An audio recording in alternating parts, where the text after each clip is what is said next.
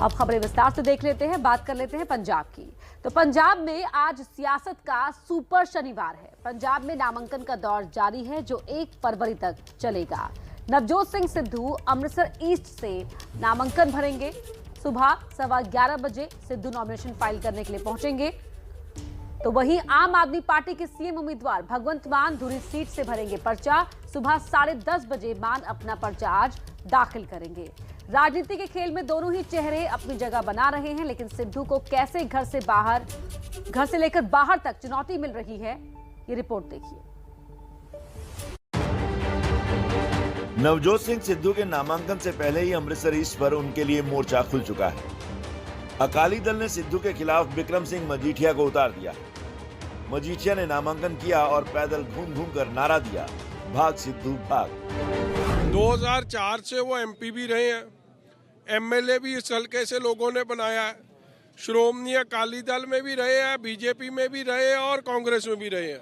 दोनों सरकारें 18 साल उनको इस इलाके ने मान बख्शा है, मगर आज भी 18 साल बाद बेसिक सहूलतें, बिजली, पानी, सड़क, नौकरी, सोशल वेलफेयर स्कीम, सारे मुद्दे वहीं के वहीं पड़े। लोगों की एक पुकार निकली है, भाग सिद्धू भाग।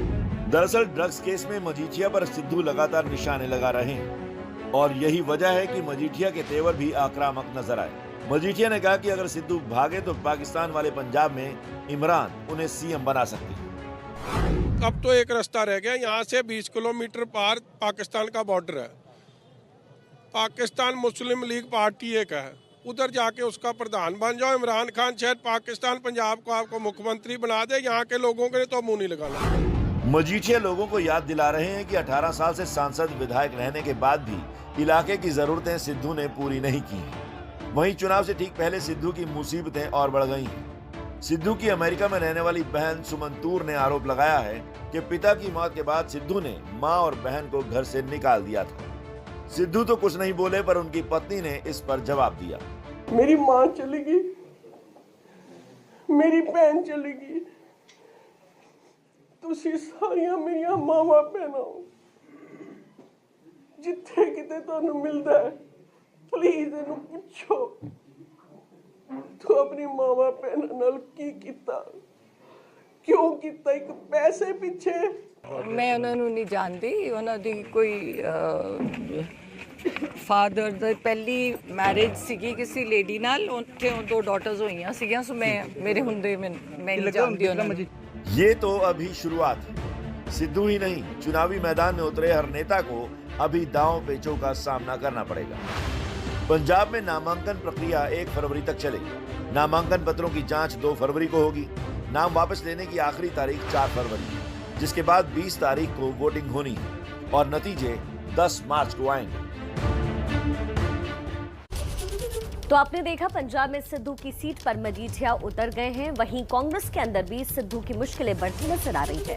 नवजोत सिंह सिद्धू और चरणजीत सिंह चन्नी ने सार्वजनिक मंच से राहुल गांधी के सामने सीएम बनने का अपना अपना दावा पेश कर दिया है। कांग्रेस के सामने समस्या ये है कि अगर सिद्धू को चेहरा बनाया तो चन्नी नाराज होंगे, अगर चन्नी को चेहरा बनाया तो सिद्धू नाराज होंगे। ऐसे में सवाल, कांग्रेस का हाथ आखिर किसके साथ?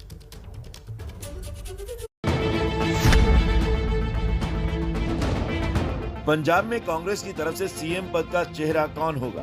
क्या ये मौजूदा सीएम चरणजीत सिंह चन्नी होंगे? दूसरिया पार्टियां वाले तंज कसदे कि इन्हां दी बरात दा लाड़ा कोई नहीं, ना च आपसी लड़ाई है। अज लोग एक चेहरा मंगदे आ, तुसीं जिहनूं कहोगे असीं नाल चलांगे। या फिर कांग्रेस नवजोत सिंह सिद्धू को पंजाब में अपना सीएम कैंडिडेट बनाई? अगली सरकार बनाउण लई भावें कोई निर्णय होए, बस दर्शनी घोड़ा ना बना दिओ, बाकी सब ठीक है। जालंधर की रैली के दौरान मंच से ही नवजोत सिंह सिद्धू और चरणजीत सिंह चन्नी ने मुख्यमंत्री के चेहरे की मांग राहुल गांधी से कर दी। अब मुश्किल राहुल के सामने चुनाव की। चरणजीत सिंह चन्नी और नवजोत सिंह सिद्धू दोनों ही सीएम बनना चाहते हैं। चन्नी मौजूदा मुख्यमंत्री हैं और साथ ही दलित नेता भी हैं। वहीं सिद्धू पंजाब कांग्रेस अध्यक्ष हैं और पंजाब की सियासत का बेहद पुराना और मशहूर चेहरा है। नवजोत सिंह सिद्धू अपने आक्रामक अंदाज के लिए जाने जाते हैं। वो प्रदेश कांग्रेस अध्यक्ष भी हैं, लेकिन अपने आप को पंजाब के अगले मुख्यमंत्री के तौर पर पेश कर रहे हैं। लेकिन सिद्धू का लक्ष्य सिर्फ पंजाब कांग्रेस का अध्यक्ष बनना भर नहीं है। वो अपने आप को पंजाब के अगले मुख्यमंत्री के तौर पर देख रहे हैं और इसीलिए उन्होंने राहुल गांधी के सामने ही रैली में मंच से हजारों लोगों के सामने मुख्यमंत्री का चेहरा पेश करने की डिमांड कर दी। अगली सरकार बनाने ਲਈ ਨੀਹਾਂ 'ਚ ਵੀ ਚੜਦੀ ਉਹ ਨਵਜੋਤ ਸਿੰਘ ਸਿੱਧੂ ਜੇ ਉਫ ਕਰ ਗਿਆ, लेकिन निर्णय ਲੈਣ ਦੀ ਤਾਕਤ ਦਈਓ, ਭਾਵੇਂ ਕੋਈ ਨਿਰਣਾ ਹੋਏ, बस दर्शनी घोड़ा ना बना दो, बाकी सब ठीक है। राहुल गांधी के सामने सिद्धू ने अपना दांव तो चल दिया, लेकिन सिद्धू के लिए ये राह इतनी आसान नहीं है। राहुल गांधी ने जवाब देते हुए कहा कि कांग्रेस कार्यकर्ताओं से पूछकर जल्दी ही इस पर फैसला लिया जाएगा। सिद्धू की राह इसलिए आसान नहीं रहने वाली क्योंकि उनके और सीएम कुर्सी के बीच सबसे बड़ी रुकावट मौजूदा मुख्यमंत्री चरणजीत सिंह चन्नी है। जालंधर वाली रैली में ही सिद्धू के बाद चन्नी ने भी मुख्यमंत्री पद की अपने दावेदारी राहुल गांधी के सामने ही मंच से ठोक दी। 3 महीने 111 दिन मिले है, ना सोया ना सौण दिता है किसी नूं, ते जे 111 दिन तुहानू पसंद आए है ਤਾਂ ਸਾਡੀ ਪਾਰਟੀ ਚਾਹੁੰਦੀ ਹੈ ਇਸ ਨੂੰ ਅਗਲੇ ਪੂਰਾ ਟਾਈਮ ਤਾਂ ਮਿਲੇ। ਦੂਸਰੀਆਂ ਪਾਰਟੀਆਂ ਵਾਲੇ ਤੰਜ ਕੱਸਦੇ ਕਿ ਇਹਨਾਂ ਦੀ ਬਰਾਤ ਦਾ ਲਾੜਾ ਕੋਈ ਨਹੀਂ, ਨਾ ਚ ਆਪਸੀ ਲੜਾਈ ਹੈ। ਹਰ ਹੱਲ ਦੇ ਵਿੱਚ ਪੰਜਾਬ ਦੇ ਲੋਕਾਂ ਦੇ ਬਿਹਤਰੀ ਵਾਸਤੇ ਇੱਕ ਅੱਛੀ ਸਰਕਾਰ ਦੇਣ ਵਾਸਤੇ ਮੂਹਰੇ ਖੜਾਂਗਾ, ਕਾਂਗਰਸ ਪਾਰਟੀ ਦੇ ਨਾਲ ਚੱਲਾਂਗਾ। यानी सिद्धू और चन्नी दोनों ने ही सीएम पद का दावा पेश कर दिया। राहुल गांधी ने जवाब देते हुए कहा कि कांग्रेस कार्यकर्ताओं से पूछकर जल्दी ही इस पर फैसला लिया जाएगा। कांग्रेस पार्टी चाहती है चीफ मिनिस्टर का निर्णय आपके लिए ले लेंगे। कैसे लेंगे? अपने कार्यकर्ताओं से पूछकर। लेकिन ये फैसला आसान नहीं।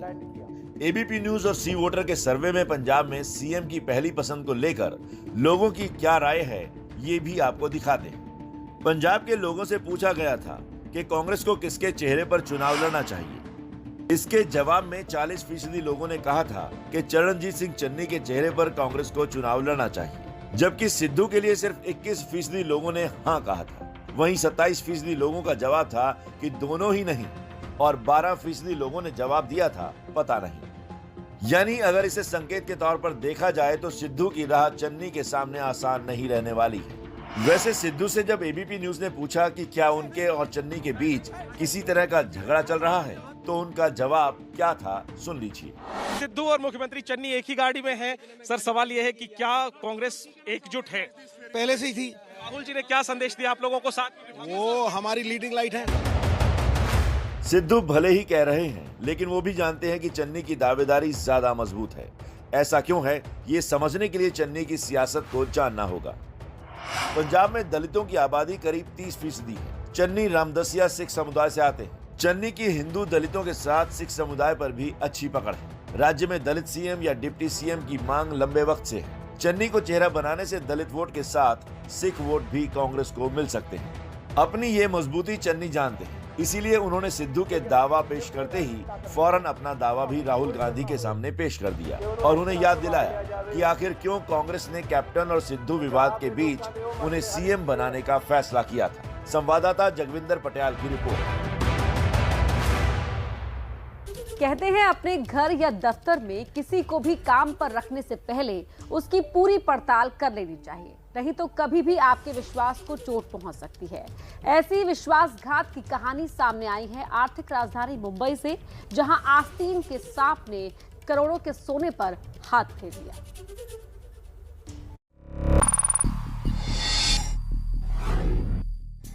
जांचें, परखें और तब रखें, वरना जो चूना लगेगा उसकी जिम्मेदारी कोई नहीं लेगा।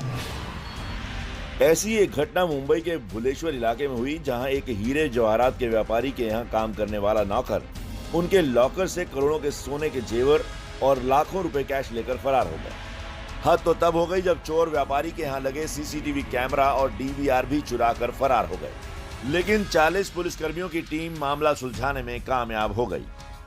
पता चला कि चोरी की वारदात करने वाले 8 लोगों के गैंग ने चोरी के माल को आपस में बांटा और अलग अलग ठिकानों पर निकल गए। एक आरोपी ने तो चोरी का सोना छुपाने के लिए खेत में गाड़ दिया था।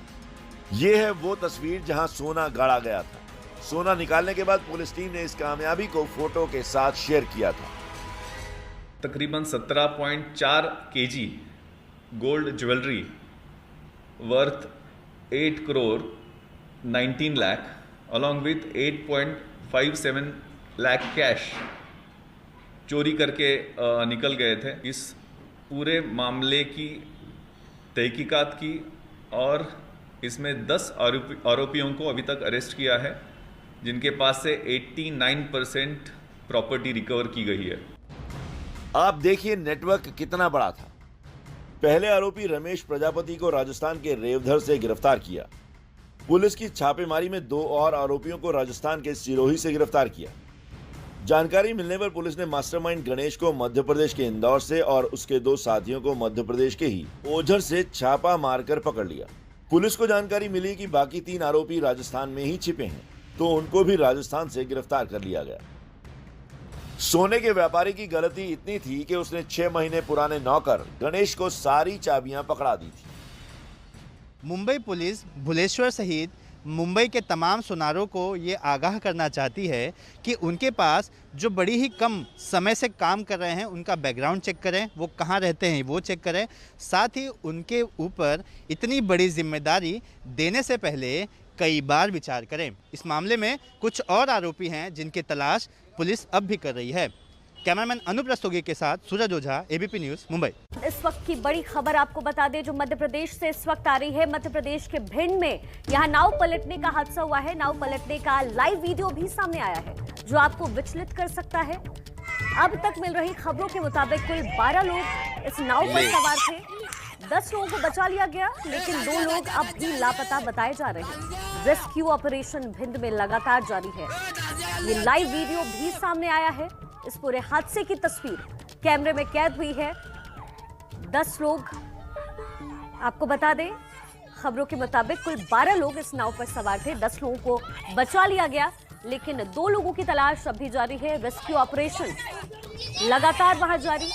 ये तस्वीरें, ये वो 12 लोग थे इस नाव पर। 10 लोगों को सुरक्षित बचाया गया, लेकिन 2 लोग अब भी लापता हैं। नाव पलटने की ये घटना भिंड के नपागांव थाने इलाके की है, जहां 12 लोगों को लेकर जा रही नाव सिंध नदी में डूब गई। ये सिंध नदी की तस्वीरें हैं जहां 12 लोग नाव से जा रहे थे। 10 लोगों को बचाया गया, 10 लोगों की जान बचाई गई, लेकिन 2 लोग फिलहाल लापता बताए जा रहे हैं जिनकी तलाश लगातार जारी है। इस पूरे हादसे का लाइव वीडियो भी सामने आया है।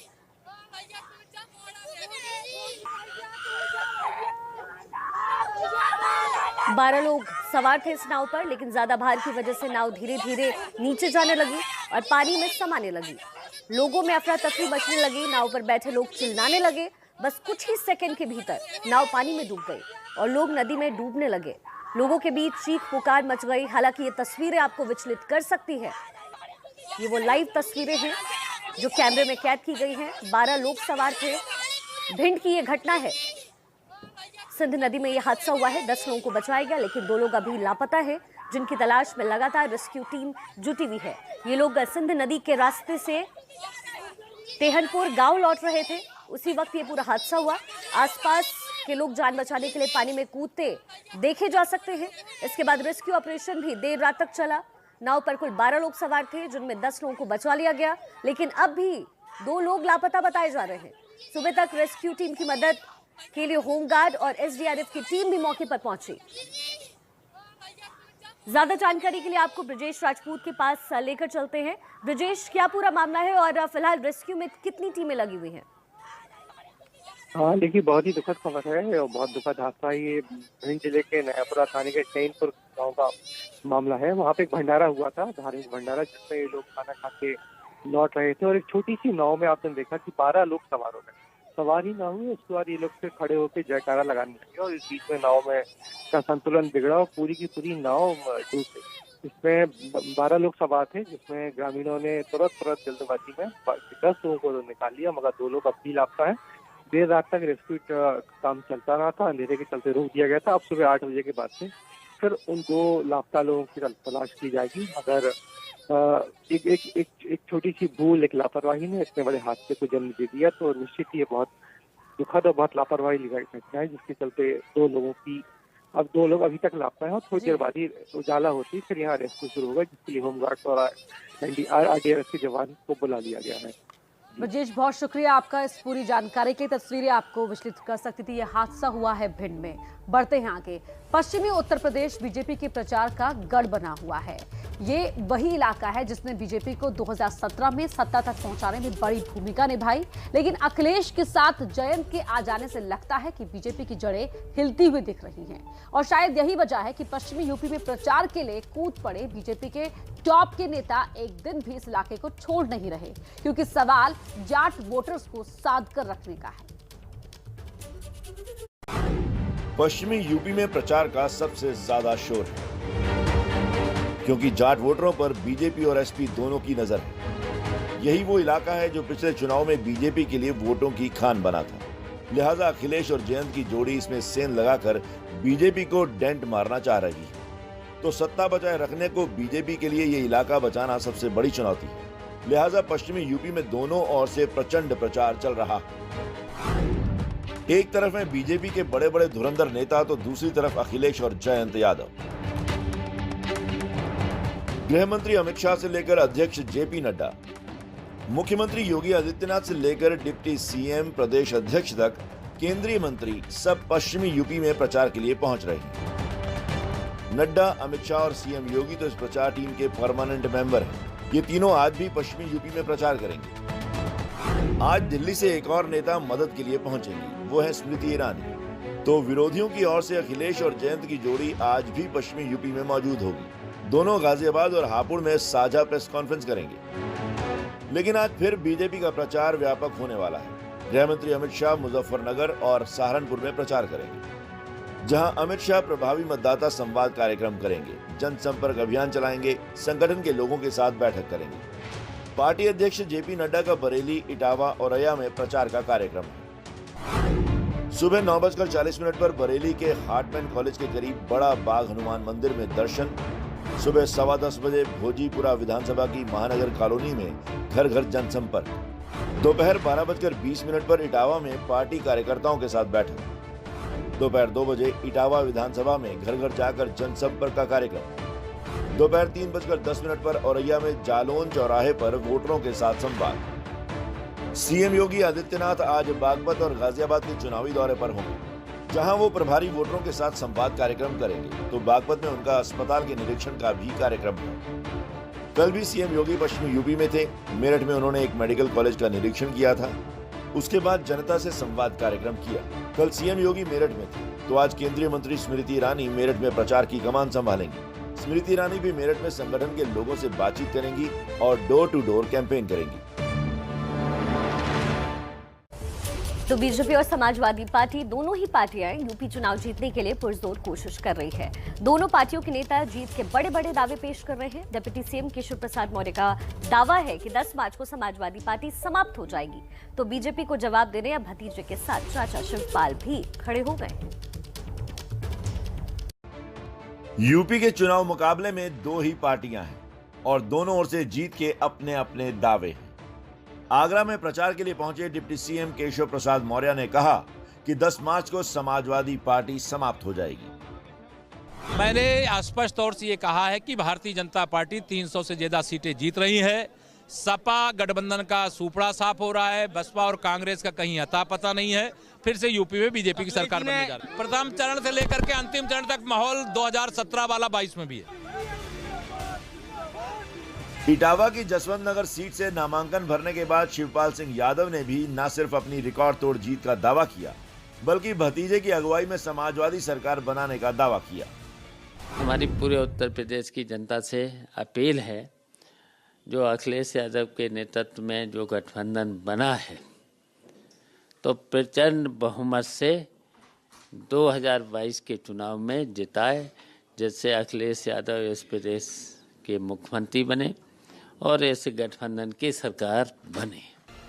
एबीपी न्यूज से बातचीत में शिवपाल यादव ने इस बात का भी जवाब दिया कि वो अपनी पार्टी के चुनाव चिन्ह से चुनाव क्यों नहीं लड़ रहे। तो ये भी बताया कि टिकट नहीं पाने वाले अपने रूठे समर्थकों को कैसे मनाएंगे। हमें चुनाव चिन्ह चाबी का मिला था, अब वो हमारा उत्तर प्रदेश में फ्रीज कर दिया गया है। तो उसकी वजह से मैं साइकिल से चुनाव लड़ रहा हूँ। हमारी प्रगतिशील समाजवादी पार्टी रहेगी और इस समय 2022 का चुनाव हम साइकिल से ही अपने पुराने चुनाव चिन्ह से ही चुनाव लड़ रहे हैं। हालांकि अपने बेटे आदित्य को चुनाव लड़ाने या न लड़ाने का फैसला उन्होंने गठबंधन के नेता यानी अखिलेश यादव पर छोड़ दिया है। रामपुर स्वार सीट से चुनाव लड़ रहे आजम खान के बेटे अब्दुल्ला आजम ने एन चुनाव के बीच योगी सरकार को घेरने के लिए यूपी पुलिस पर सवाल खड़े किए हैं। अब्दुल्ला आजम ने कहा कि उनकी सुरक्षा के लिए उनके साथ चलने वाले पुलिसकर्मियों पर उन्हें भरोसा नहीं है। ये भी कहा कि उन्हें कोई सुरक्षाकर्मी नहीं चाहिए। जनता के बीच जाओ, चुनाव लड़ो, अगर मैं गलत हूँ मुझे हराओ, कब मना कर रहा हूँ आपसे। भाई आपके साथ अधिकारी हैं, आपके साथ पुलिस है, आपके साथ दो सरकारें हैं, मैं तो अकेला हूँ, मेरे साथ तो कोई भी नहीं है। मेरे साथ तो जो पुलिस वाले चल रहे हैं मुझे उन पे ही भरोसा नहीं है कि वो ही किसी चीज में रख दें या वही गोली मार दें। मैं तो अकेला हूँ, मुझे किसी की सुरक्षा नहीं चाहिए। मतलब जो आपके साथ सुरक्षा कर्मी है उनसे खतरा है आपको? मेरी सुरक्षा के लिए नहीं, मेरी रेकी के लिए लगाए गए हैं कि मैं कब कहाँ हूँ और किससे मिल रहा हूँ। वो मेरी सुरक्षा के लिए नहीं लगाए गए, वो ये इन्फॉर्म करने के लिए लगाए गए हैं कि मैं किससे मिल रहा हूँ और किससे नहीं मिल रहा। और अब बात कर लेते हैं भारत को मिली एक बड़ी कामयाबी की। रक्षा क्षेत्र में भारत को बड़ी कामयाबी मिली है। अब तक हथियारों के सबसे बड़े खरीदार रहे भारत ने अपनी सबसे बड़ी रक्षा बिक्री की है। भारत ने फिलीपींस को 2800 करोड़ की ब्रह्मोस मिसाइल बेचने का करार किया है।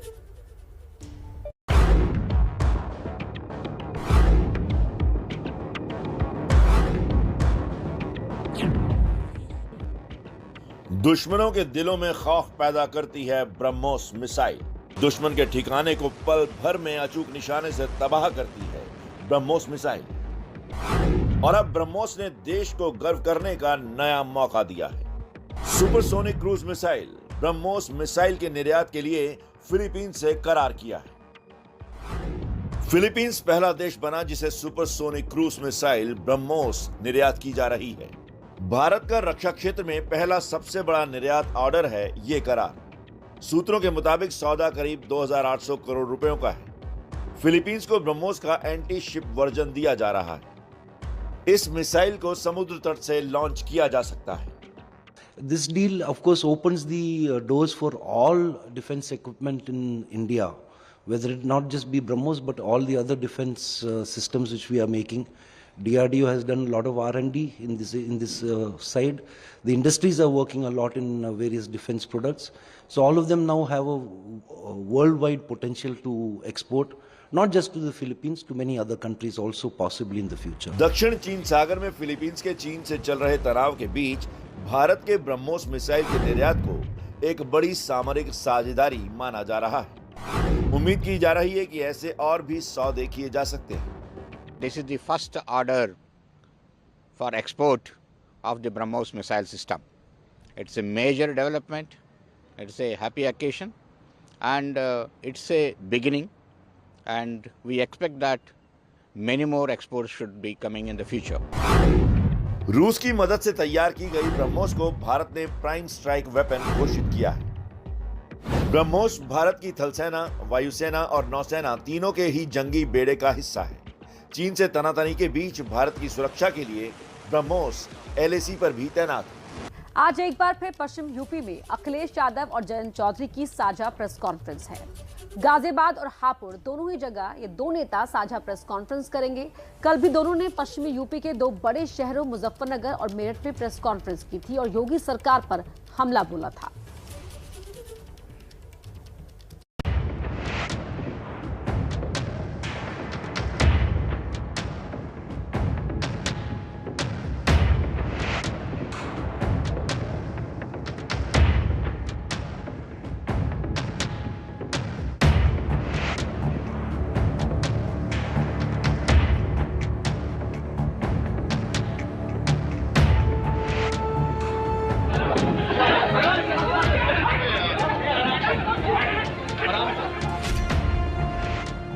यूपी की सत्ता बचाने और पाने के लिए पश्चिमी यूपी पर दोनों ही खेमों की पैनी नजर है।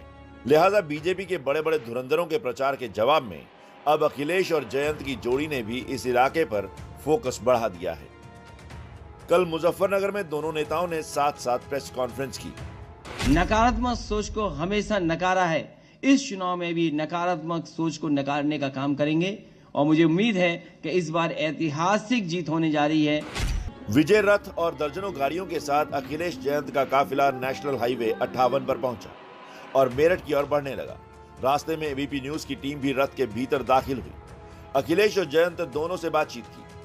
समाजवादी पार्टी और आरएलडी का गठबंधन परिवर्तन ला रहा है और किसानों के सम्मान के लिए, किसानों के हक के लिए दोनों मिलकर के आगे आए हैं।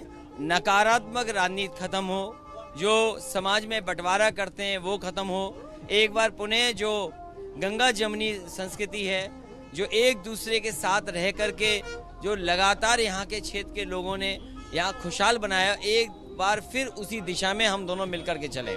सवाल ये है कि हम दोनों की सोच साफ है और हम कोशिश कर रहे हैं कि उत्तर प्रदेश में एक नया विकास हम करें, जो परिवर्तन जनता चाहती है। मूलभूत जो हमारी समस्याएं हैं प्रदेश की, जो चुनौतियां हैं, उनसे हम मुकाबला करना चाहते हैं। इसके बाद अखिलेश यादव मेरठ पहुंचे तो वहां भी कार्यकर्ताओं की काफी भीड़ दिखी।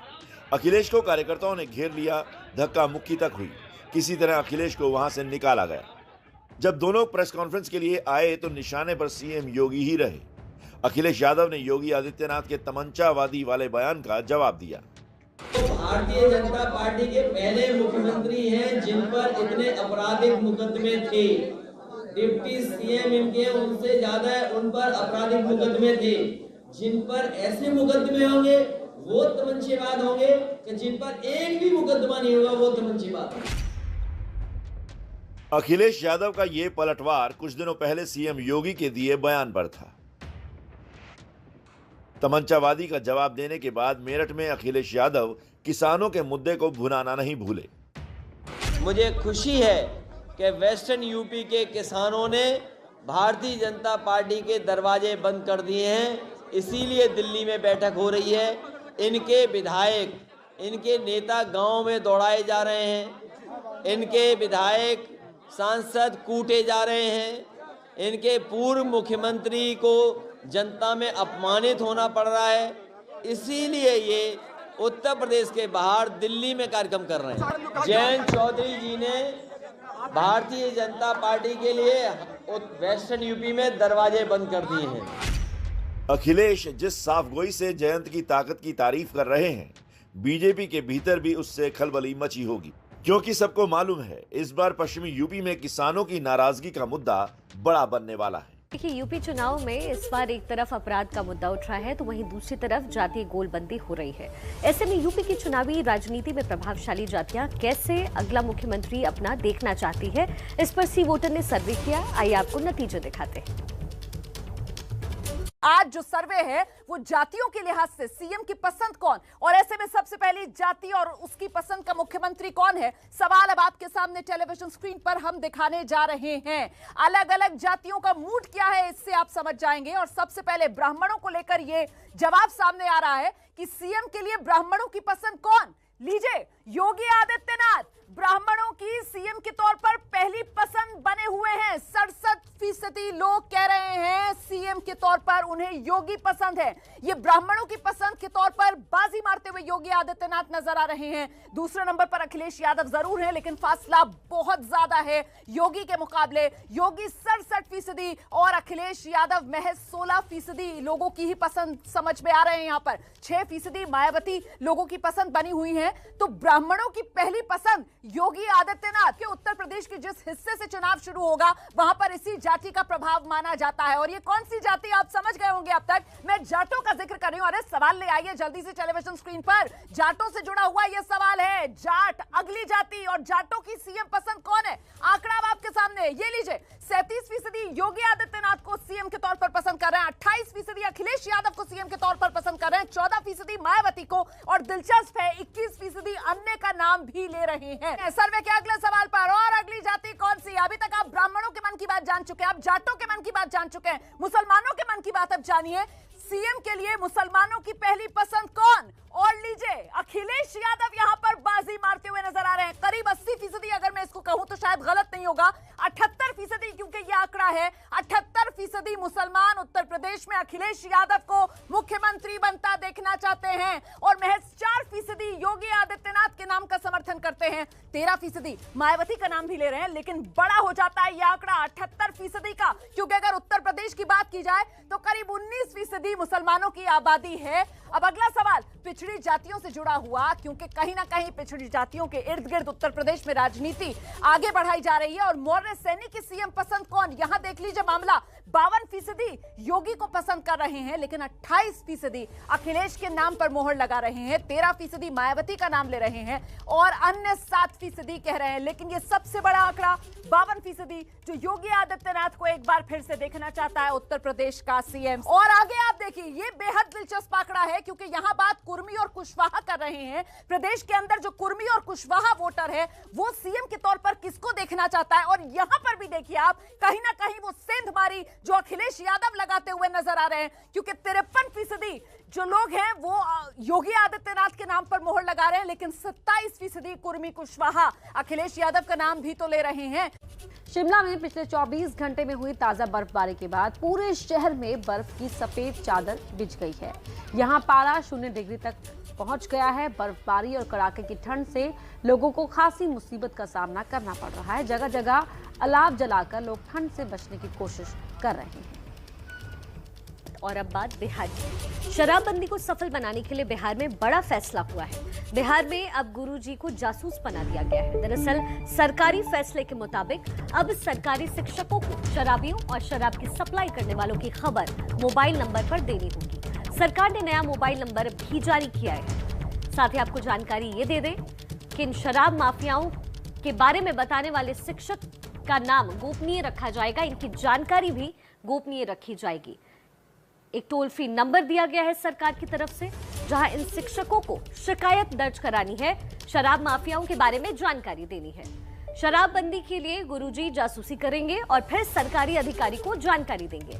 इसके लिए नंबर भी जारी कर दिया गया है। 2 मोबाइल नंबर है, आप भी नोट डाउन कर लीजिए, 9473400378 और दूसरा नंबर 9473400606। इसके अलावा टोल फ्री नंबर भी है, वो भी आप नोट करें, 180034562668 या फिर 15545 पर आप सूचना दे सकते हैं। तो बिहार सरकार की तरफ से बड़ी पहल है। शराबबंदी को लेकर शिक्षकों को अब जासूस बना दिया गया है और ये जो नंबर आप इस वक्त टेलीविजन स्क्रीन पर देख रहे हैं, यहां शराब माफियाओं के खिलाफ शिकायत की जा सकती है। अगली खबर भी बिहार से ही है। बिहार में छात्रों का गुस्सा सड़क से लेकर सियासत तक में नजर आ रहा है। आरआरबी, एनटीपीसी और ग्रुप डी की परीक्षा में गड़बड़ी के आरोप में छात्रों का आंदोलन 24 जनवरी से जारी है। कई जगहों पर ट्रेनों में आग लगाई गई तो कहीं तोड़फोड़ की गई। हालांकि छात्रों को मनाने की कोशिशें भी शुरू हो गई हैं। खुद रेल मंत्री ने छात्र प्रतिनिधियों से बात की। शिकायत सुनने के लिए ऑनलाइन और ऑफलाइन इंतजाम भी किए गए हैं। तो तस्वीरें आपको दिखा रहे हैं। एक तरफ है वो छात्र जो सिस्टम से नाराज हैं। ऐसी एक वायरल तस्वीर सामने आई है जिसमें एक छात्र अपनी किताबें फाड़ रहा है। एबीपी न्यूज की पड़ताल में सामने आया कि तस्वीर पटना के मुसल्लहपुर हाट के प्रोफेसर कॉलोनी की है, जिसमें पुष्पेंद्र नाम के छात्र ने गुस्से में आकर अपनी किताबें फाड़ दी। वहीं दूसरी तस्वीर सामने आई है जिसमें बिहार बंद की सियासत में फंस गई है मजबूर मां। ये तस्वीर हाजीपुर की, जिसमें नेता सड़क पर जमे हैं और मां नवजात बच्चे को लेकर सड़कों पर भटकती रही। पुलिस की मदद से गाड़ी का बंदोबस्त हुआ, जिसके बाद मां अपने बच्चे के साथ किसी तरह घर पहुंच पाई।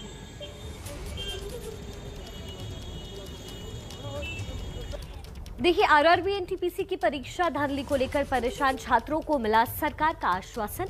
इन सब के बीच किन हालातों में दूर दराज से आए छात्र पटना के संकरी गलियों में देखते हैं सरकारी नौकरी का ख्वाब।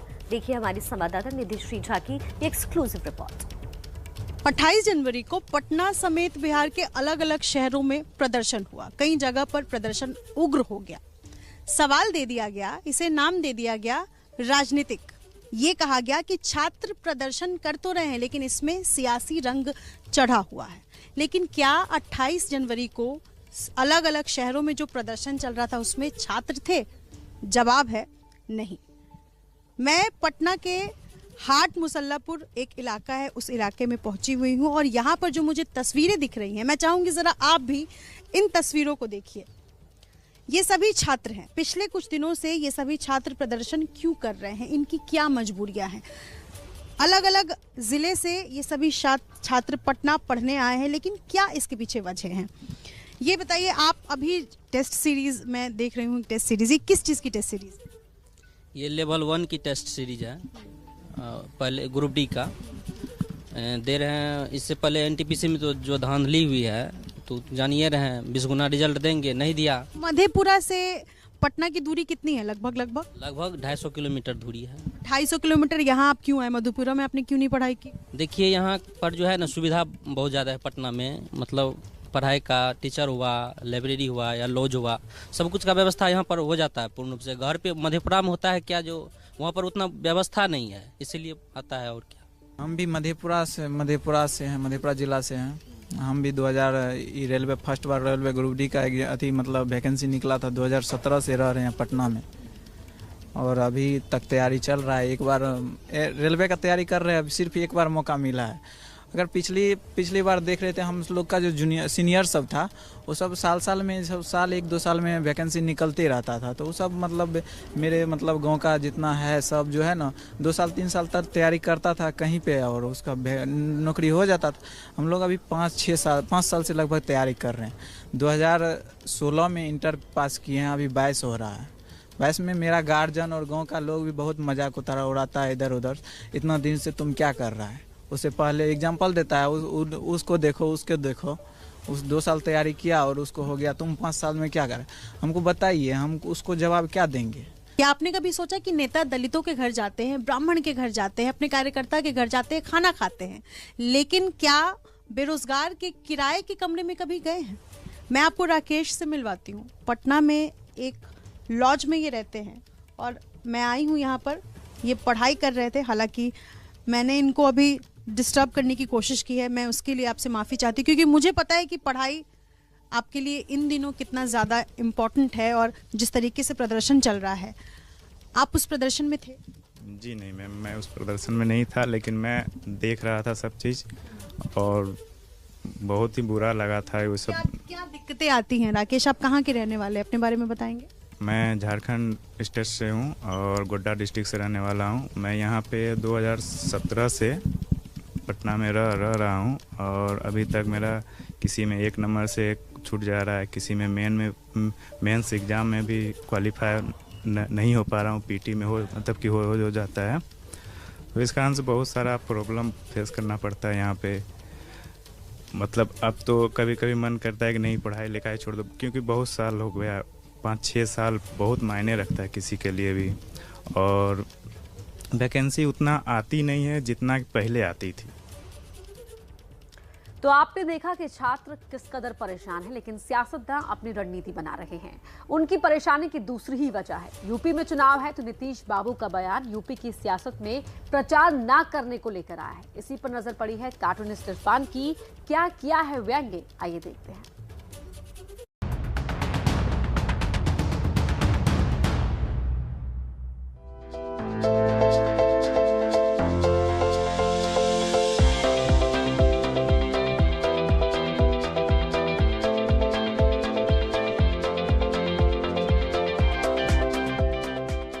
हम ही से मोहब्बत, हम ही से लड़ाई, ये बात मोहब्बत करने वालों पर लागू होती हो ना हो, लेकिन राजनीति करने वालों पर आए दिन लागू होती है।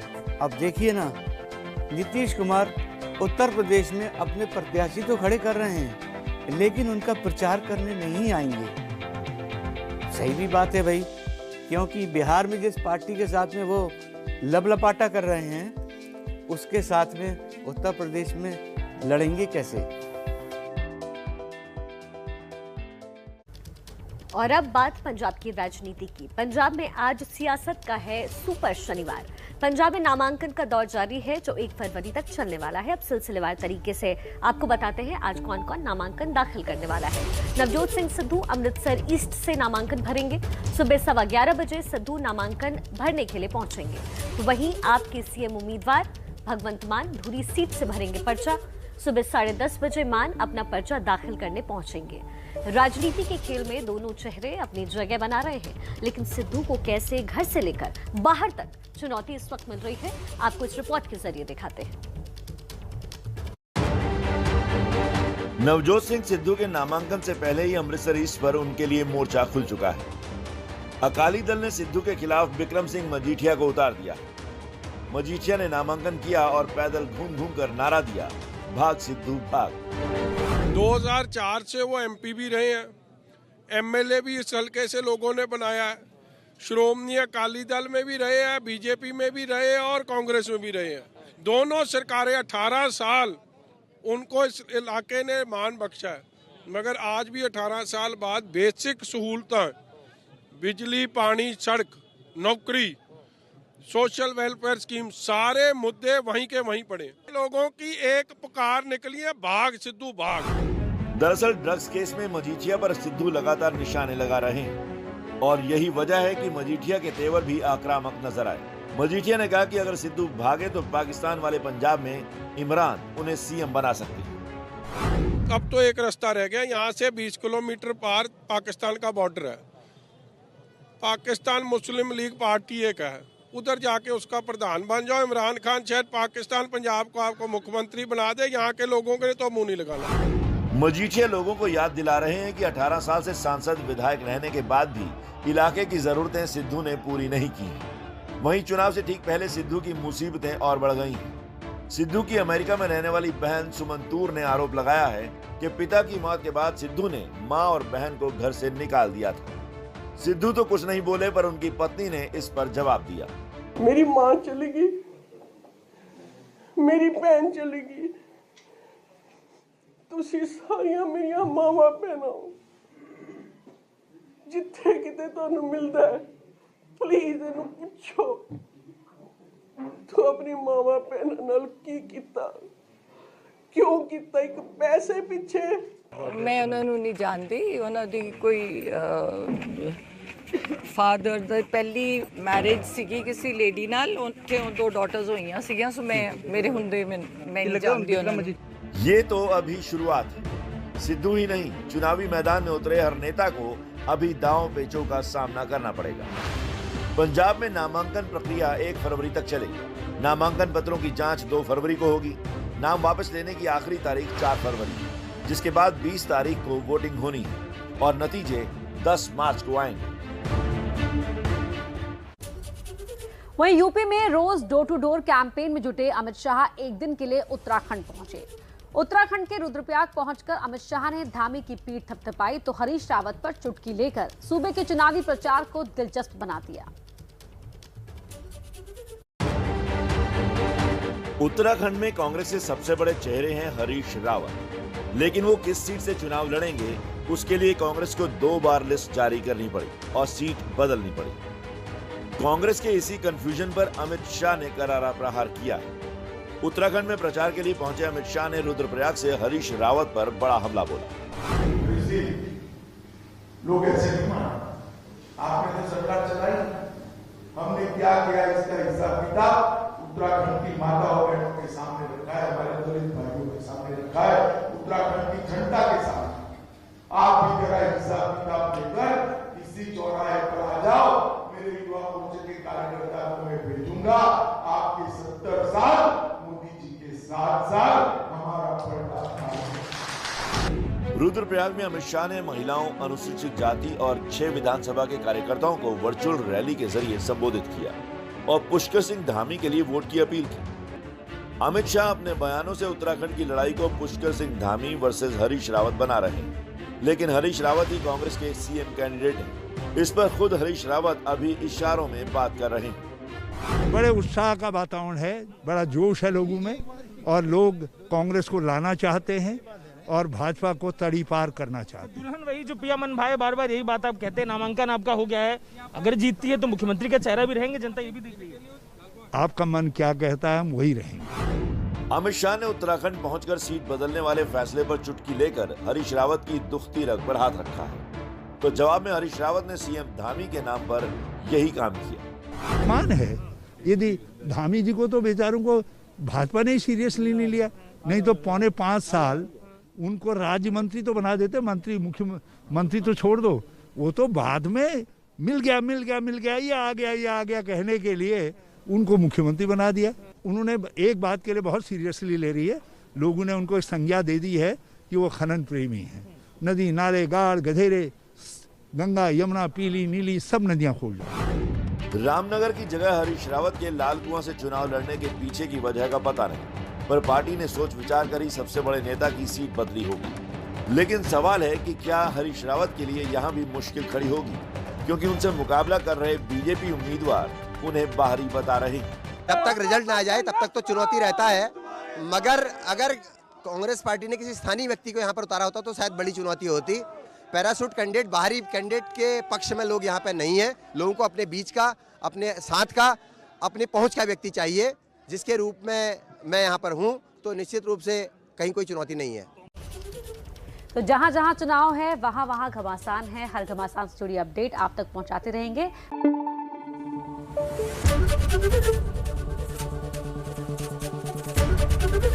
एबीपी न्यूज आपको रखे आगे।